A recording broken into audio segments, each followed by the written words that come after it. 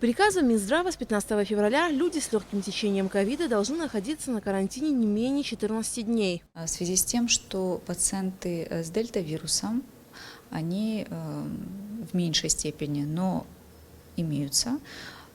Считается, что от 7 до 11 дней пациент с дельта-вирусом может активно выделять. Пациент с омикроном выделяет меньше.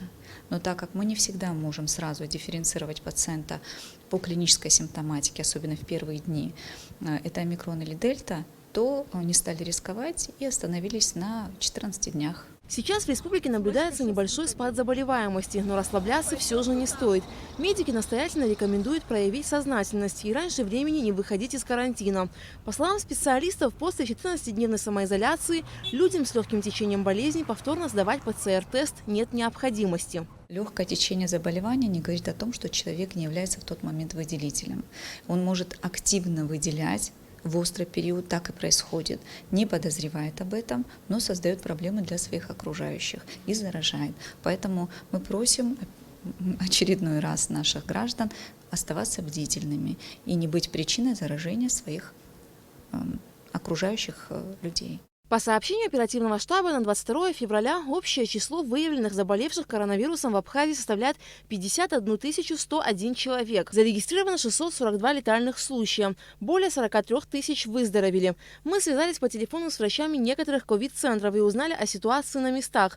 В Гудаутском районе эпидемиологическая ситуация остается сложной. В госпитале на сегодняшний день лечение проходит 66 пациентов. Состояние здоровья 20 из них оценивается как тяжелое. 7 человек находятся в реанимации. К сожалению, летальность у нас достаточно высокая в последние дни, потому что поступают пациенты соматически больные, имеющие сопутствующую тяжелую патологию, которая, к сожалению, естественно, за счет присоединения коронавирусной инфекции утяжеляет их состояние, поэтому мы получаем достаточно большой процент летального исхода.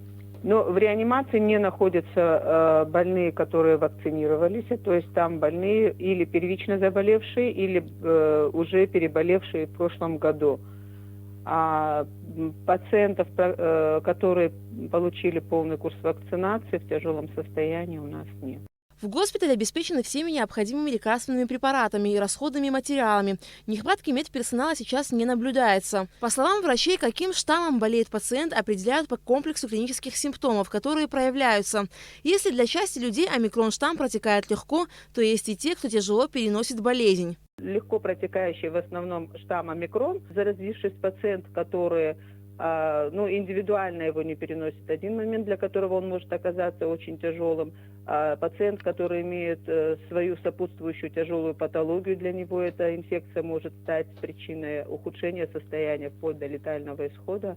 Поэтому сказать, что омикрон-штамм тоже очень легко протекает, на 100% не скажу. Все равно надо выдерживать в общей массе двухнедельный режим изоляции с момента, как пациент заболел, потому что все равно период выделения для всех одинаковый, поэтому лучше перестраховаться и больше находиться на изоляции для того, чтобы не вызывать угрозу для пациентов, у которых имеют какую-то сопутствующую тяжелую патологию для нашего старшего поколения.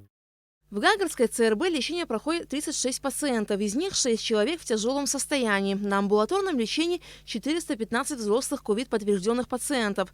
Среди детей болеют 37 человек. Все они получают необходимую консультацию врачей по телефону. В ЦРБ ощущается нехватка медперсонала. Несмотря на это, медики работают в усиленном режиме и оказывают необходимую помощь всем пациентам. Те люди, которые у нас сейчас в стационаре лежат, по клинической картине, вероятнее всего, это дельта. Да, омикрон более легкое течение, в принципе, 4-5 дней, а затем симптомы отступают. Но у нас есть по приказу Минздрава 14-дневный карантин, и его надо соблюдать. Это же не просто так придумано, это для того, чтобы не предотвратить распространение дальнейшее. Возможно, у тебя нет температуры и чувствуешь себя неплохо, но ты распространяешь, и люди должны в этом направлении проявить какую-то ответственность, которую, к сожалению, мы уже 2 года не наблюдаем.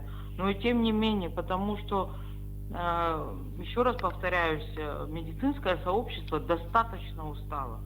И если мы как-то не подойдем к этому вопросу разумно, возможно, в дальнейшем качество оказания помощи будет гораздо ниже. Мы должны друг другу помочь. Что касается вакцинации, тоже очень вялые темпы, очень низкий процент вакцинации. Вакцинироваться не хотим, на карантине сидеть не хотим, ну а как так? Заболевание просто так не отступит. Нам не удалось пообщаться с врачами Сухумской инфекционной больницы, так как они работают в авральном режиме. По данным оперштаба, на 22 февраля в инфекционной больнице 39 пациентов, 17 человек в тяжелом состоянии здоровья. В Ачимчетской ЦРБ 21 пациент, в Тухарчалской 9 человек проходят лечение. Алика Трапш, Константин Парулуа, Абхазское телевидение.